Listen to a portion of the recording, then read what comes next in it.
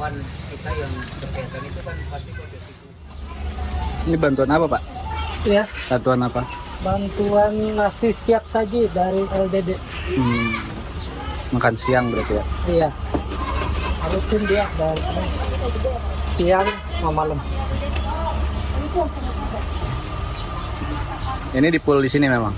Ya, iya. Pool di sini? Di depan rumah Pak RW karena kantor RW kita kebanjiran. Tenggelam. Nanti tiap RT. Banjir yang dimaksud Mami adalah banjirop. Banjir yang terjadi karena air pasang laut yang meluap ke daratan.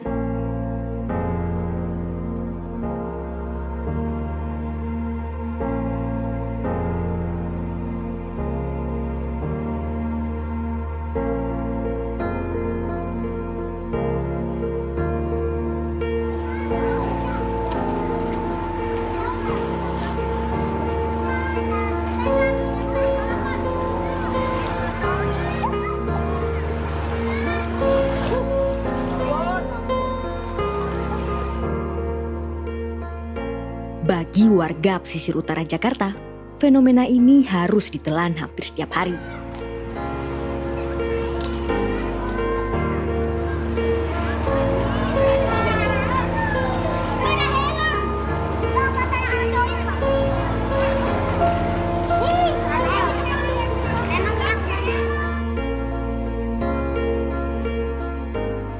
Desember 2024, sejumlah wilayah di pesisir utara Jakarta terendam banjirop, salah satunya Muara Angke.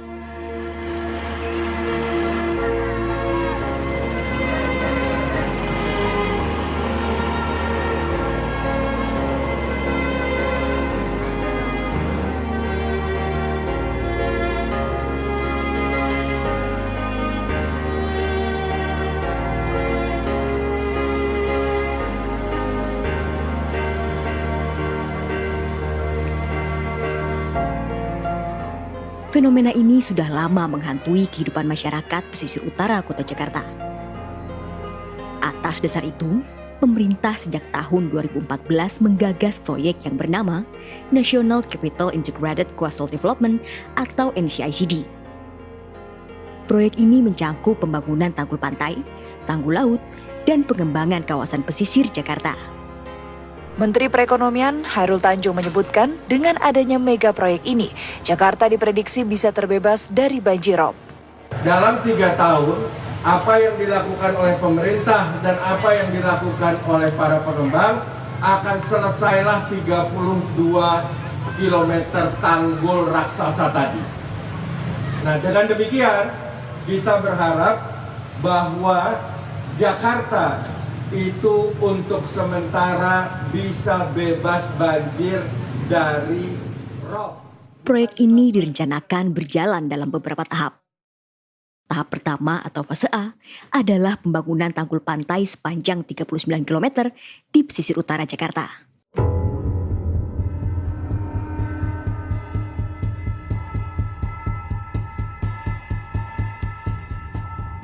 Namun, proyek ini menuai kontroversi baik dari aktivis, pengamat, dan juga akademisi.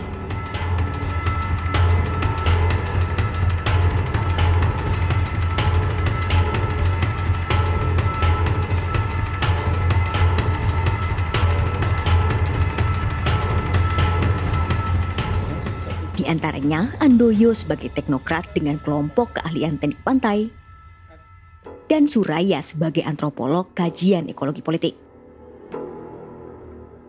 Sebab, banjirop terjadi bukan hanya karena kenaikan air laut. Ada juga faktor lain seperti penurunan muka tanah yang disebabkan oleh masifnya penggunaan air tanah. Tahap A ini kita tahu karena seluruh pantai itu akan tetap turun. Tanggul tidak menjawab permasalahan mengenai air tanah. Maka di dalam konsep NCICD pun itu sudah dihitung. Kalau ambil angka yang saya ingat di NCICD itu diambilnya 7,5 cm per tahun. Bayangkan dalam waktu 10 tahun 75 cm, dalam 30 tahun 2,25. Maka kemudian solusi ini kan tidak sustainable. Karena turun terus pada suatu saat harus meninggikan lagi. Usaha untuk memperluas penggunaan PAM ini itu nggak bisa hanya di pantai utara saja, seluruh Jakarta, termasuk bisnis, perumahan itu juga harus sebenarnya mendapatkan atau diminta untuk mulai tidak lagi menggunakan air tanah sebagai sumber, karena itulah sebenarnya yang mempercepat penurunan muka tanah gitu.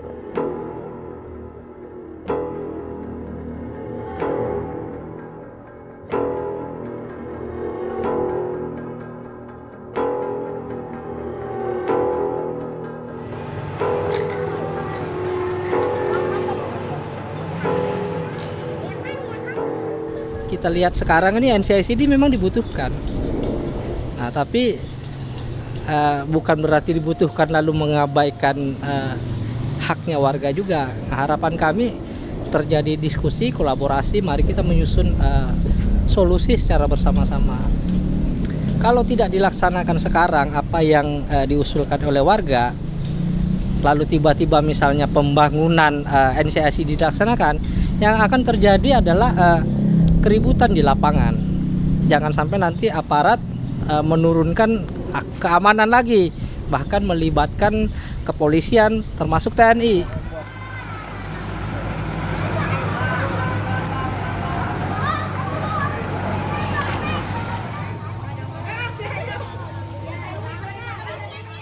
Menurut saya ini persoalan penting, nggak mungkin akan diselesaikan tanpa pelibatan semua pihak.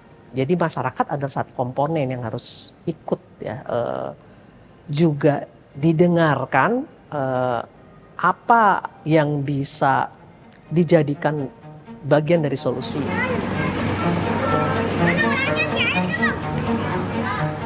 Hingga saat ini, pembangunan tanggul pantai sudah selesai di beberapa lokasi. Seperti di Kamal Muara, Muara Baru, Kali Blencong, Sunda Kelapa, Ancol Hilir, dan Kali Baru. Totalnya 25,6 km dari target 39 km.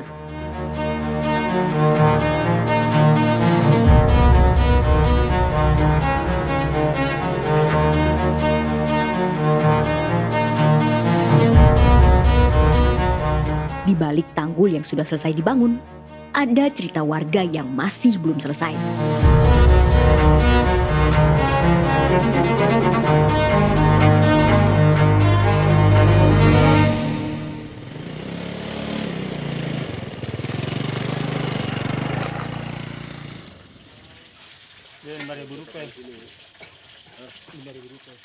Sejak jam 5 pagi, Samsudin dan Warsini sudah membuka dan berjualan di warung.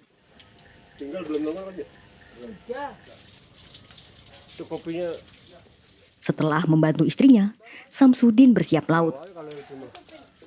Ia mendapat pekerjaan untuk memanen kerang hijau, komoditas utama di Kali Baru. Sedangkan Warsini melanjutkan berjualan.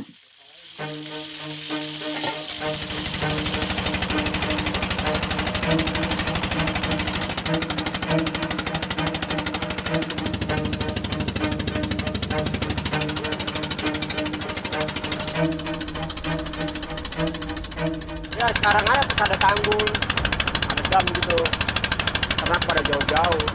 Ya kadang-kadang saya berenang dari darat ke ternak tuh, pulang lagi masih kuat. Gitu. Kenapa sekarang udah di tanggul nggak bisa di pinggir lagi? Karena kan jelek, kadang-kadang airnya ya kalau limbah ya mati duluan. Limbahnya dari mana, Pak? Ya nggak tahu juga sih, ada kadang-kadang ada yang ngomong dari PT, ada yang dari pelabuhan.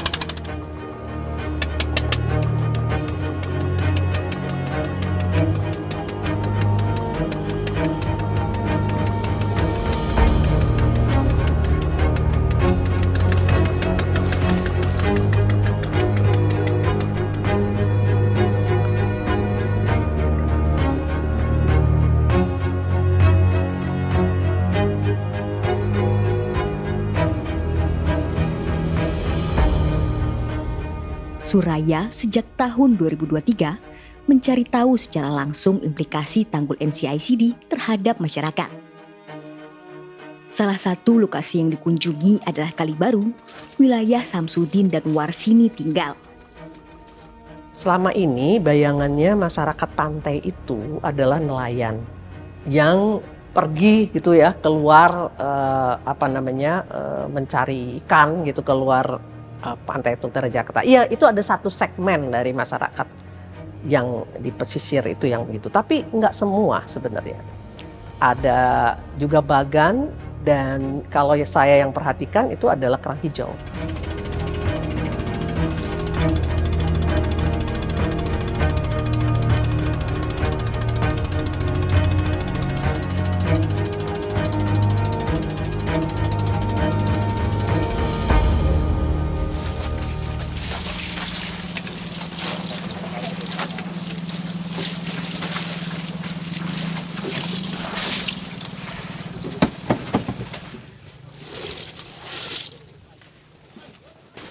Dapat berapa, Pak? 38. Sekarang nggak tentu juga kalau lagi ada, kalau lagi mahal, kalau lagi jarang tuh baru mahal. Sekarang berapa? Ini malah paling cepet, paling tinggi, paling turun-turunnya 80-90. Kalau lagi jarang? Kalau lagi jarang bangsa 16-17, tapi kalau bus paling mentok-mentoknya 13.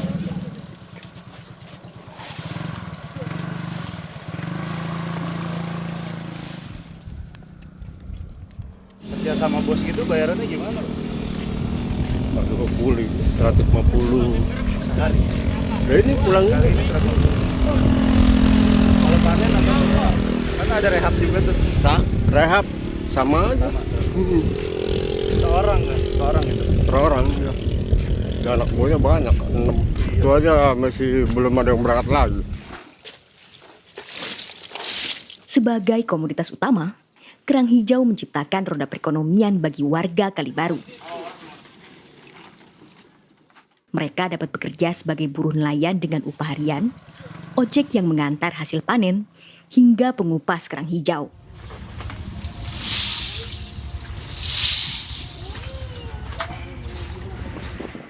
Kemarin Mbak, jadinya? Dapat 7 kilo. Berapa? 7 kilo. 7 kilo, sekilonya?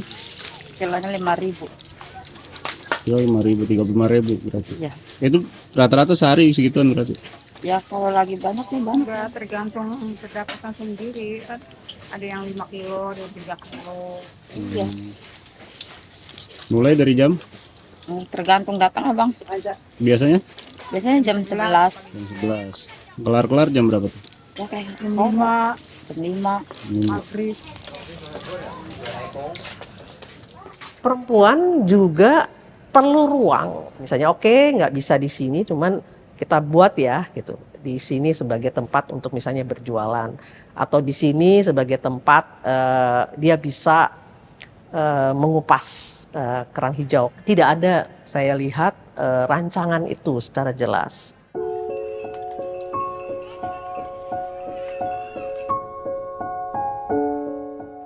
Rancangan yang ada hanyalah perencanaan jalur hijau di sepanjang Kalibaru Cilincing.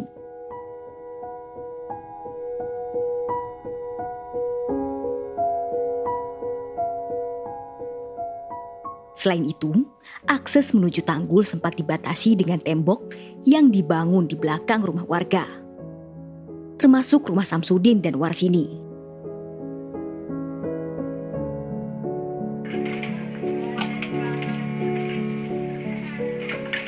Sempat nggak boleh gitu? Kan nggak boleh, warga dibatasin nih tembok ini biar warga jangan kesini-sini. Gitu. Batasin tembok itu biar warganya udah jangan maju-maju kesini buat jalanan. Berarti jalanan ini disuruh kosong? Buat jalanan mobil, tahu sepeda, tahu motor, gitu katanya. Lah warung ibu gimana? Ntar kalau udah bagus ntar warung ibu dibongkar semuanya. Jalanannya kalau udah resmi baru dibongkar warung ibu. Suruh bongkar? Ya bongkar dari sono dulu ya, masa dari sini. Oh. Pengennya dari situ. Mana ibu paling ujung lagi ya? Paling pertama dong kalau dari sini. Udah berapa kali surat, 2 kali. Dari kelurahan. Ibu tahu nggak suratnya? Tahu. Terus saya mau tinggal bongkar aja udah. Oh iya, bagus ibu, bagus. Saya emang gak usah merengkal kata daripada minta bongkar ya bongkar. nggak ngelawan ya tuh ya. Lawan tetep baik kalah. Jadi udah nurut aja ya? Nurut aja.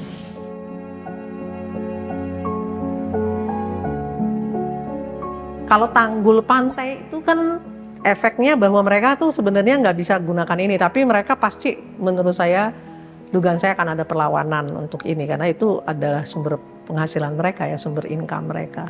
Nah tapi kalau itu tanggul laut yang kemudian menutup aliran laut ya, sehingga wilayah yang tadinya menjadi budidaya kerang hijau itu akan hilang. Nah ini dampaknya luar biasa kepada masyarakat di pesisir ini gitu loh. Dan mereka nggak punya alternatif lain.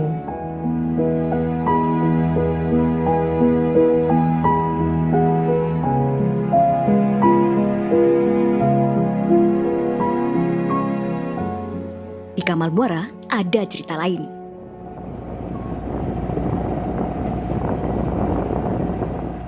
Kali ini berkaitan dengan Pulau Reklamasi Pantai Indah Kapuk.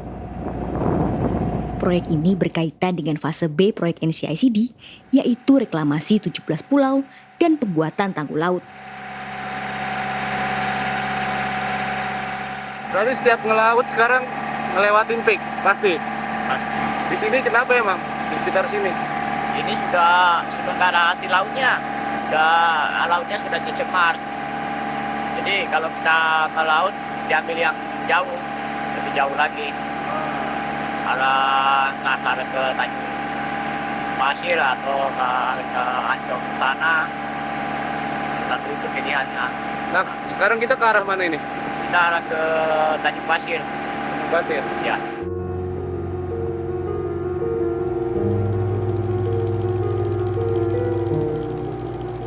Ini jarak yang harus ditempuh Intang setiap malam. Sekitar 15 km jika ia ke Tanjung Pasir atau ke Ancol. Dengan bensin 25 liter untuk pulang pergi jika ia hanya ke satu lokasi.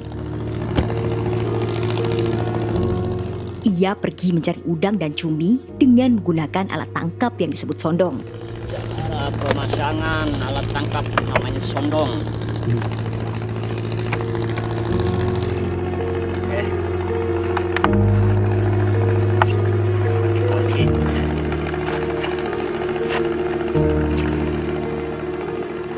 Berarti Bapak nyondong ini udah dari tahun berapa, Pak? Kalau saya nyondongnya mulai tahun 2015. Setelah saya pindah begini setelah ternak saya digusur. Intang sebelumnya memiliki ternak kerang hijau, namun digusur untuk lokasi pembangunan Pulau Pantai Indah Kapuk. 28 nelayan termasuk Intang, lahannya digusur dan tidak mendapat kompensasi sepenuhnya.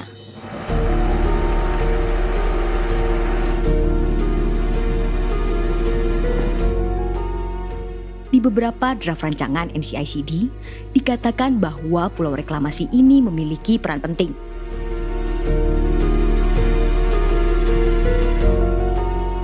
Selain untuk mendukung pembiayaan proyek, pulau ini juga diklaim dapat menguatkan tanggul laut.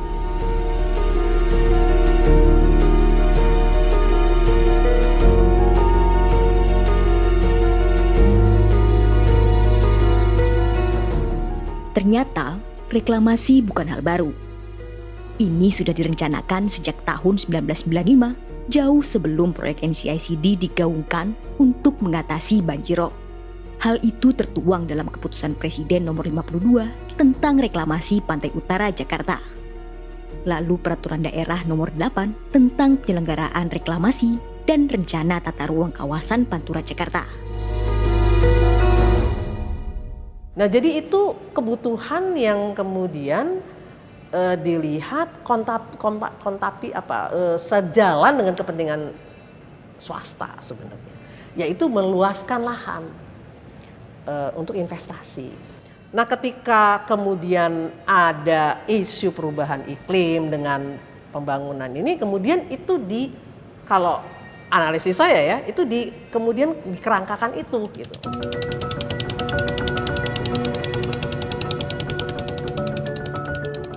Kalau seumpamanya pulau itu akan dilanjutin lagi, yang lain seperti ini mau kemana? Aksesnya mau di mana melautnya?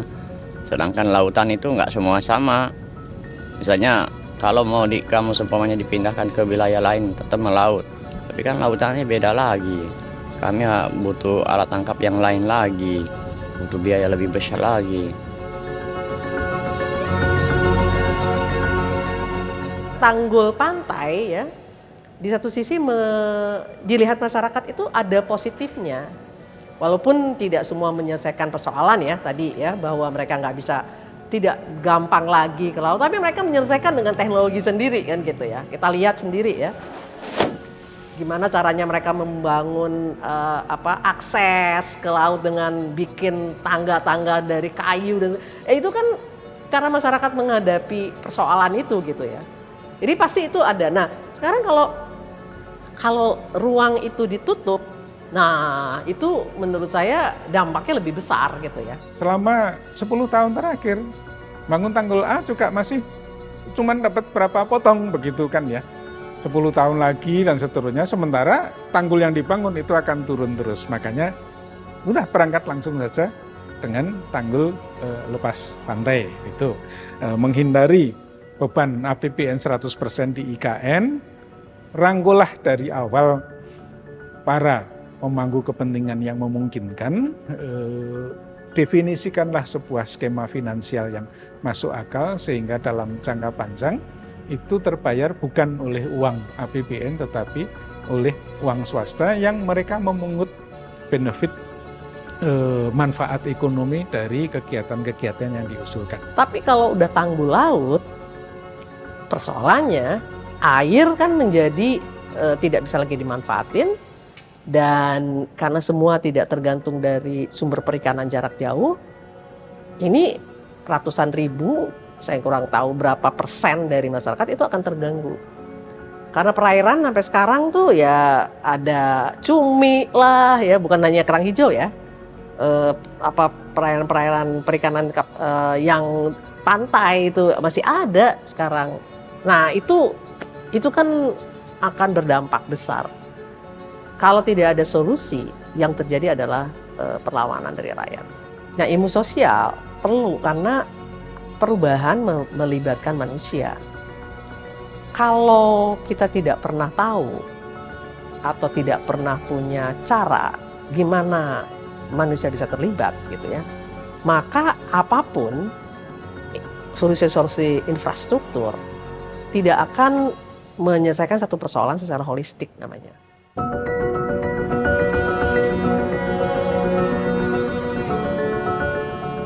Khusus pesisir utara Jawa, utamanya Jakarta.